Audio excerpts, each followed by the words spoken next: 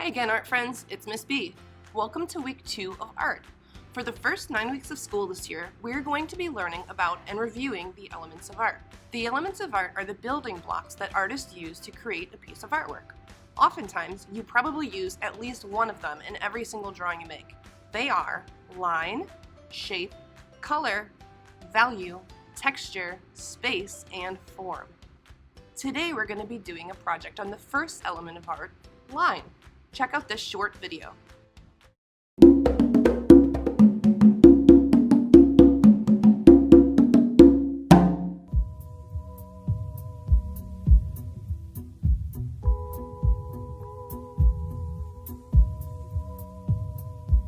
Each of these pictures is a self-portrait by a well-known artist.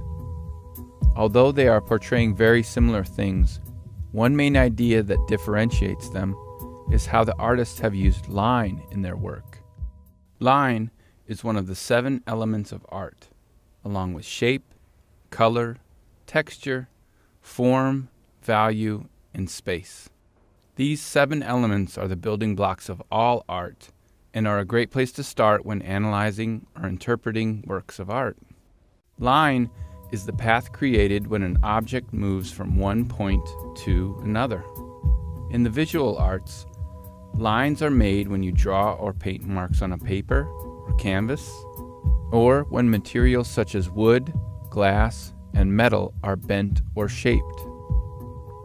Lines are also made by photographers and filmmakers when they choose how to angle their cameras and how to compose their shots. Lines can be horizontal, vertical, or diagonal, straight, curved, or free form. They can be thick or thin, light or dark. Sometimes one line can be all of those things. Lines can be described in many ways: dashed, dotted, rough, smooth, zigzag, implied. What qualities do you see in these lines? How would you describe them? Every artist has a unique way of making lines. It's one way of expressing their individual style. This is a self-portrait by Jean-Michel Basquiat. His lines might be described as bold, jagged, almost messy at times. What do these lines make you think of? Why might he have chosen to represent himself in this way? Compare that to the faint, seemingly unfinished quality of this self-portrait by David Hockney. What do his lines suggest to you? Do they make you think or feel differently than the Basquiat self-portrait? If you were drawing a self-portrait, what kinds of lines would you choose to represent yourself? What kinds of lines would communicate the messages you want viewers to think about? The next time you are looking at a sculpture, painting, or drawing, try to notice what kinds of lines are used and interpret what they mean to you.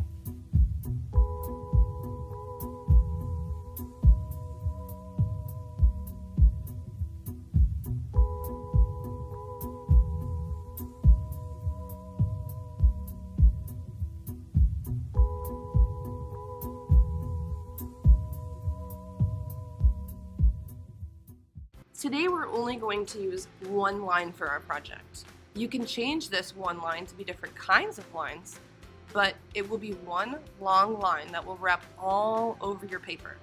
This is called a continuous line. This is a quick and easy project that will only use one line to create a really interesting drawing. This is what the project will look like when it's finished.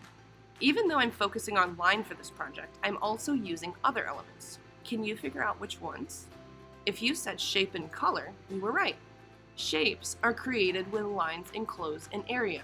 Some shapes have names, you know them, squares, triangles, circles, and others do not. Usually shapes that don't have names are the curvy, organic shapes that look like blobs. Those are called organic shapes. For this project, you will need a white paper. If you're at home, you can use your sketchbook or you can use another white paper. It's up to you. You will also need a Sharpie marker or a thicker black pen to draw with. Finally, you will need something to color with. It can be crayons, colored pencils, markers, or a mix of all three. You can practice drawing all of your lines on one page in your sketchbook. Remember our sketchbook rule of using only one page at a time? There are many different kinds of lines. Here is a straight line. It is very flat. Can you think of anywhere you might see a straight line? Here's a wavy line. This line reminds me of water or hills. What does it remind you of? This is a zigzag line. It zigs and zags. When I draw mountains, I use a zigzag line. What does it remind you of? This line is one of my favorites. It's called a curly line or a loopy line, almost like a roller coaster. This line is called a bouncy line. If you could see the line a kangaroo is hopping along, I think it would look like this. I call this last line a castle line. Can you tell why? When I draw it, I make my marker go over, up, over, down, over, up, over, down, over, up, over, down. You may want to think about what kinds of lines you want to make as well. Do you want your artwork to have curvy, loopy lines like this, or straight and angled lines like this? Maybe you want a mix of all kinds of different lines. It's your artwork, go for it. Just one rule, no scribbling. What's the one rule? That's right, no scribbling. So here goes. I'm going to have you draw a frame around your paper first. You don't need to use a ruler. Your lines don't even have to be straight. If you want to try to draw a straightish line, try this trick. Turn your paper, hold your Sharpie tightly in your hand, and pull your whole arm towards your body. Then, turn your paper and repeat. When you start drawing your continuous line, you can start from anywhere on your paper. We're going to go really slow. Move your Sharpie across your page. Use the 3 line directions, horizontal or left and right, vertical or up and down, or diagonal. You can start with big lines and then go smaller, or just draw small, detailed lines. It's totally up to you. I like giving you artist choices.